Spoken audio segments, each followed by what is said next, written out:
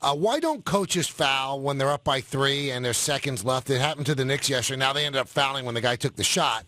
But it seems like there's a trepidation not to foul, Jeff.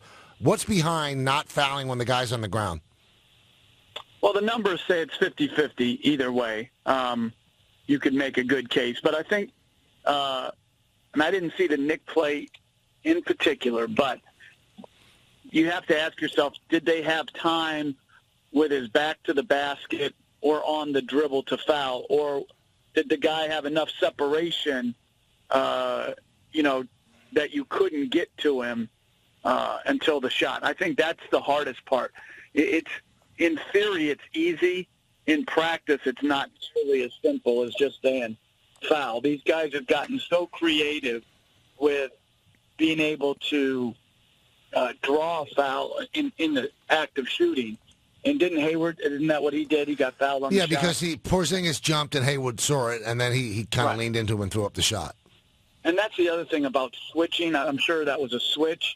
That, too, sounds good, but a lot of those big guys like Porzingis are not used to guarding perimeter players who are crafty like Hayward, who showed him the ball and it got him to react. Now, Michael's worried about this, and I'm worried about it too, but Michael brought it up. Big guy with a bad foot. Now, obviously, it hasn't been that major of a deal, but would you be concerned if you were a Knicks fan that Porzingis has had a bit of a foot issue here? And is that something that can maybe be the one thing that could derail him if it persists? Well, I lived it for 4 years with Yao Ming in Houston. Because bigger guys, now Yao had a totally different body type. 3 inches or 2 inches taller, much more stout, where, his body was taking a beating every time he left the floor, either to jump or run. But, yeah, I do get concerned. Hopefully it's just a, over worry on Michael's part or my part or Knick fans' part.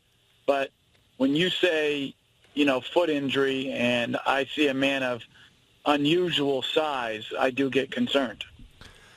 Now, I think it was yesterday or the day before you were on a conference call for ABC ESPN, and you really spoke glowingly about the Knicks. What about the Knicks has won you over that you feel so good about this team right now, Jeff? Well, I think, first of all, it's Porzingis. Obviously, I think his talent is elite level. I like his demeanor. I like his level of confidence without it spilling over into thinking he's arrived. So I like his whole mental makeup. But I also like the guys that surround him. Obviously Carmelo Anthony's a special talent. I think Robin Lopez has played very well for them. Aflalo, when he's been back from injury, I think has played well. Calderon is a steadying hand. And their bench comes and plays hard when they get their opportunity. Galloway, Williams. So I like their team. I think they play hard. I think they play together. Do they have bouts of ups and downs like every team on that level? Absolutely. But they're a good team. I think they will be right in it to the end as far as the playoffs. Now, as far as taking the next step, Jeff, can they do it while Carmelo is still a high-end player? Well, the easiest step is the one that they're in right now, going from awful to pretty good. Mm-hmm. The hard step is going from pretty good, to really good, and then the most challenging and most difficult is when you're really good to go to championship level. And so, listen, it's all about the continued development of Porzingis, Anthony staying at a good level, and then them being able to supplement their roster in a way that accentuates the strengths of those guys. And so you'd have to look at it and say, okay, now at point guard, as Calderon gets older, who are we going to replace him with? Is he on the roster? If he's not on the roster, is it going to come from free agency or the draft? And then continue to make smart plays in free agency. I don't think Phil Jackson, because of the drafting of Porzingis, has gotten near enough credit, he and his staff, for putting hard-playing guys, team-oriented guys, around Anthony and Porzingis. And I think it's a huge upgrade over what they had on their roster last year.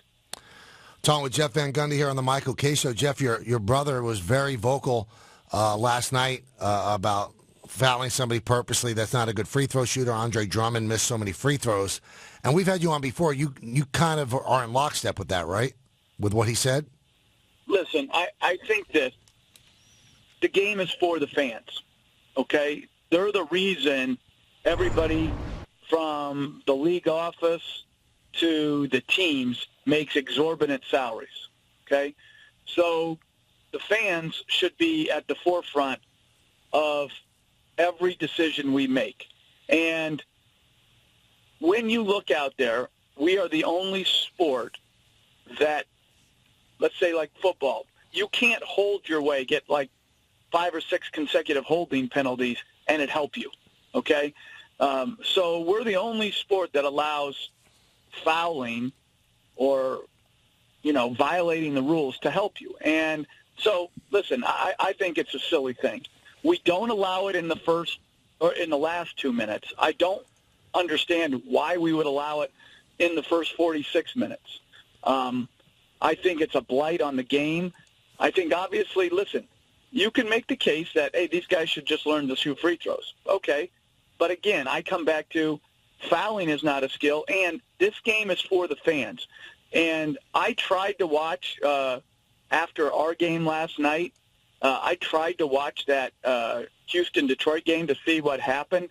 And when they fouled 5 times in 9 seconds intentionally, even though I was interested, I'm just not watching that anymore. I think it's a joke of a rule. I think you have to adapt to modern times. And listen, guys, there used to be a jump ball after every basket. We changed that for the betterment of the flow of the game. There used to be a lot more hand checking. We eliminated that for the better flow of the game. We added the three-point line to spread the floor more for the better flow of the game. So why would we be so reluctant to eliminate this rule, which absolutely kills the flow and momentum of a game?